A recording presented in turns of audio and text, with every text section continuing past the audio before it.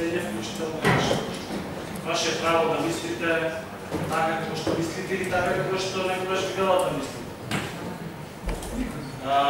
Јас ќе наставам со аргументи. Одесно кажам, 53% од вкупниот капитал во Република Македонија го приватизира ВМРО ДПМН.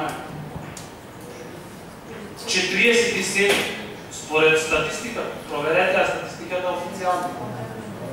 Во делот на капиталот, а не во делот на трудоинтензивност. Да разчистиме зашто станува. Тоа е првото прашање. Јас можам исто така да поставам хипотетички поинаку прашањето. Зошто пак тогаш во времето кога беше СДСМ или ако сакате и во претходниот систем? Зошто имаше такви успеси спортот во Битола? Зашто? Мораме да говориме во време и во простор. Ние зборуваме за сегашно време. Ние зборуваме за такви услови какви што се. Девастираме стопанството во Битола. Има колеги кои што се занимаваат покрај другото и со наука. Ке си проверат и ке видат дека е тоа така. И дека не е воопшто нешто што е тенденциозно.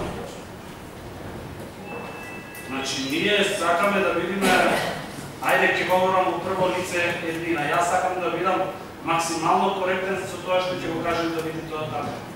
Никогаш не преовладала и идеологијата, доколку таа не се поклопува со моите мислења, а најмалку субјективизмот дојден од некој прв или одреден мотив.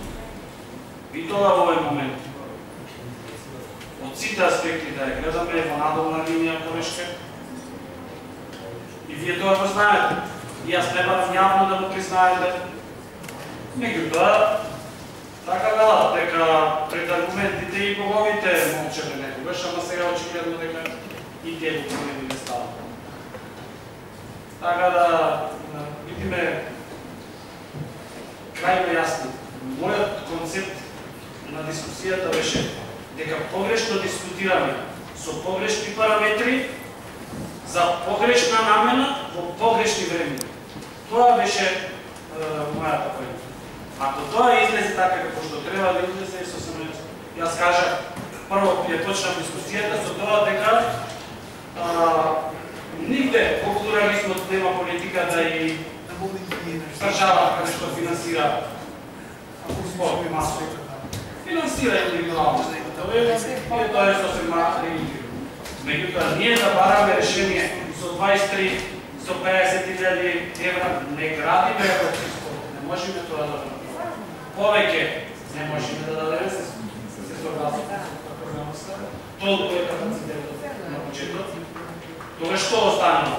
Останува кога ќе излеземе на трибини, кога ќе излеземе на говорница да му кажеме на луѓето.